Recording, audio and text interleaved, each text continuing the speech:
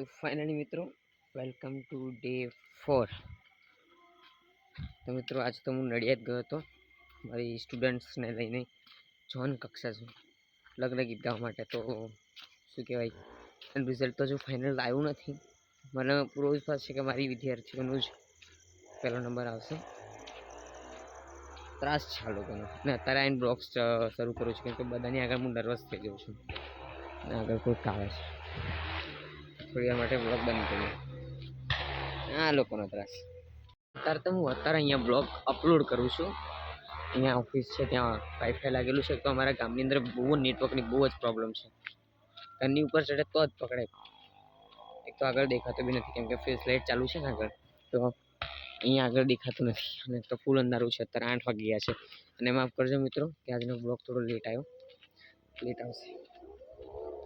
ચાલો બની રહેજો મિત્રો। ફાઇનલી આપણો બ્લોગ અપલોડ થઈ ચૂક્યો છે અને શું કહેવાય થોડું બ્લોગની અંદર ઇન્ટરેસ્ટિંગ તો નથી કેમ કે 100 દિવસનું ચેલેન્જ પૂરું કરવાનું છે, તો વ્યવસ્થિત રીતે પૂરું કરશું। શું કે મારી એડિટિંગ બેસ્ટ નથી હો મિત્રો, આમ કરતું રહેવું પડે। મારી એડિટિંગ એકદમ બકવાસ છે। એડિટિંગ હજુ શીખું છું, થોડું કોમ્પ્રોમાઇઝ કરજો મિત્રો, થોડું સપોર્ટ દેખાડો મને તો બહુ સારું લાગે। ચાલતો આમ જ જાઉં છું આમ કે અહીંયા અથડાતો કાનનો બ્લોગ બનાવતા આવતા આમ પણ જોઈ લીધું, પછી આમ કરીને જોઈ લીધું। તો બની રહે છે બ્લોગની અંદર કેવું થાય છે ને શું કહું કંઈ નહીં। Guys good morning, welcome to day 4। નહીં ફિર ખબર નહીં કયો ડે છે। કાલનો બ્લોગ હજુ શૂટ કન્ટિન્યુ કરું છું કારણ કે કાલે હું નડિયાદ જતો રહ્યો હતો ગઈકાલે, તો બ્લોગ ત્યાં બનાવવાનો રહી ગયો એટલે કાલથી સાંજથી ચાલુ કર્યો હતો। હાલ તો હું દોડીને જ જઉં છું પાર્સલ લેવા માટે ઠેક ફરવાની। અમારા ગામડાઓની અંદર આ પ્રોબ્લેમ, ઘરે બેઠા કોઈ દિવસ પાર્સલ નહીં આવે।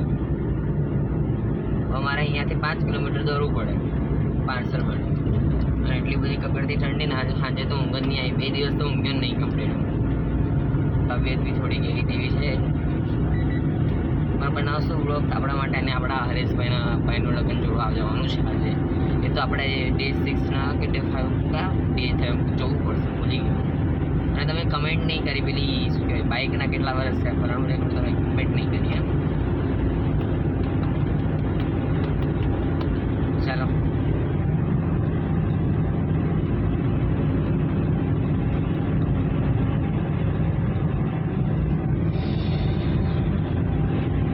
પાર્સલ તો લઈ લીધું, પણ શું બકવાસ ન પડે બરાબર નહીં રિટર્ન કરું છું।